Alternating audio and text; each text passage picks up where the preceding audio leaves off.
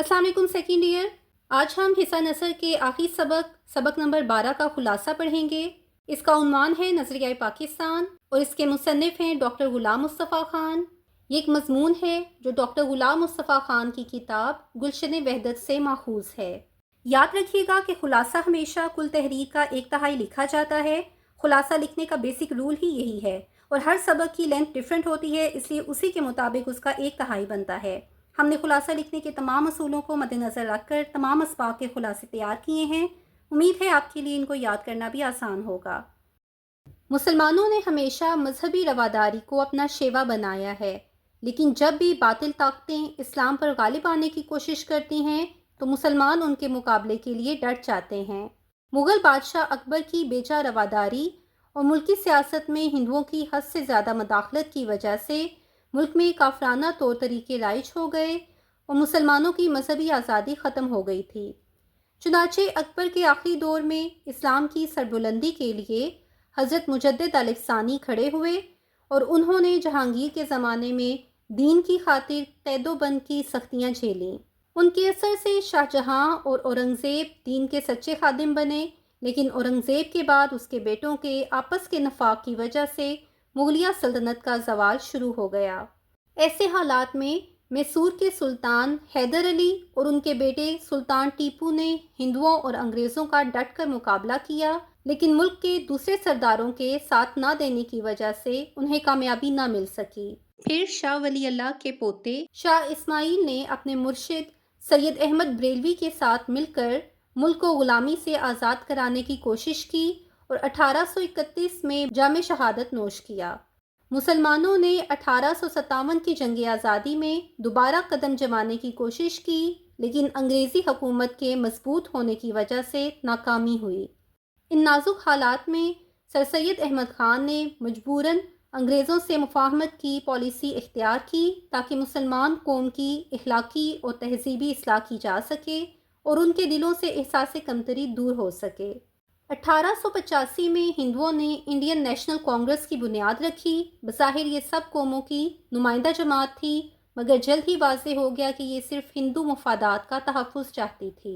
उन्होंने मुसलमानों को कारोबार और सरकारी मुलाजमतों से महरूम करने की कोशिश की और उर्दू के मुकाबले में हिंदी ज़बान को राइज करने की तहरीक चलाई।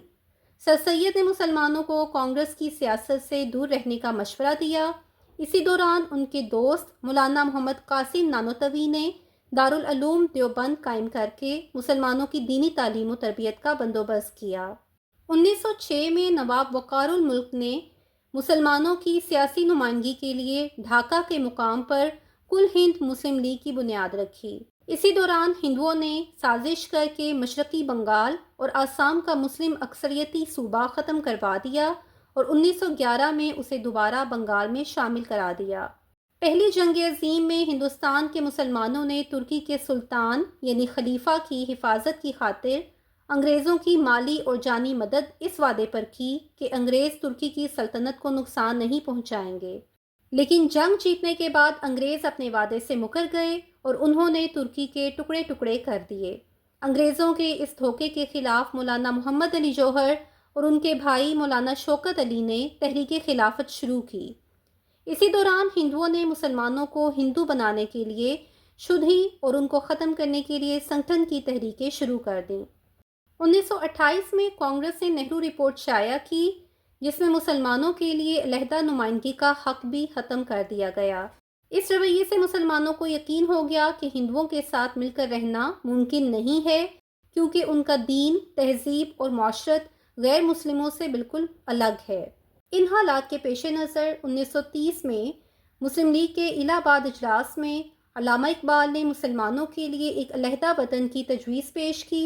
1934 में कायदे आज़म ने मुस्लिम लीग की मुस्तकिल सदारत संभाली और इस तजवीज़ को अमली जामा पहनाने की कोशिशें तेज़ कर दीं। बिलाखिर 23 मार्च 1940 को लाहौर के तारीखी इजलास में मुसलमानों ने एक आज़ाद मुस्लिम रियासत कायम करने का ऐलान कर दिया। इस ऐलान को करारदाद पाकिस्तान कहते हैं। दुनिया में कौमियत की बुनियाद वतन, नस्ल या जुग्राफियाई हदूद पर रखी जाती है। इस महदूद नज़रिए ने दुनिया को जंगों की तबाही में धकेला, जबकि इस्लामी कौमियत یعنی ملت اسلامیہ کی بنیاد رسول مقبول صلی اللہ علیہ وآلہ وسلم نے قائم کی، جو نسل یا وطن پر نہیں بلکہ کلمہ توحید اور ایک عقیدے پر قائم ہے، اور یہی عقیدہ نظریہ پاکستان کی بنیاد ہے۔ ہندوؤں اور انگریزوں کی شدید مخالفت کے باوجود قائد اعظم کی مخلص قیادت اور مسلمانوں کے اتحاد کی بدولت 14 اگست 1947 کو پاکستان معرض وجود میں آیا۔ پاکستان کے قیام کا اصل مقصد اسلامی اصولوں کی ترویج اور دنیا کے لیے ایک مثالی فلاحی مملکت کا نمونہ فراہم کرنا ہے۔ اگر ہم چاہتے ہیں کہ پاکستان ہمیشہ ترقی کرے تو ہمیں ہر وقت نظریہ پاکستان کو اپنے سامنے رکھنا ہوگا۔ ہمیں ذاتی مفادات کو چھوڑ کر قومی مفاد کو اولویت دینی چاہیے اور ہر قسم کی گروہبندی سے بالاتر ہو کر مسلمانوں کی فلاح کے لیے کام کرنا چاہیے، تب ہی ہم دنیا کی دوسری قوموں میں ممتاز مقام حاصل کر سکیں گے۔ یہ تھا آج کے سبق کا خلاصہ۔ ویڈیو کو لائک اور شیئر کر دیں اور ہمارے چینل کو سبسکرائب کر دیں۔ ملتے ہیں نیکسٹ لیکچر میں، تب تک کے لیے اللہ حافظ۔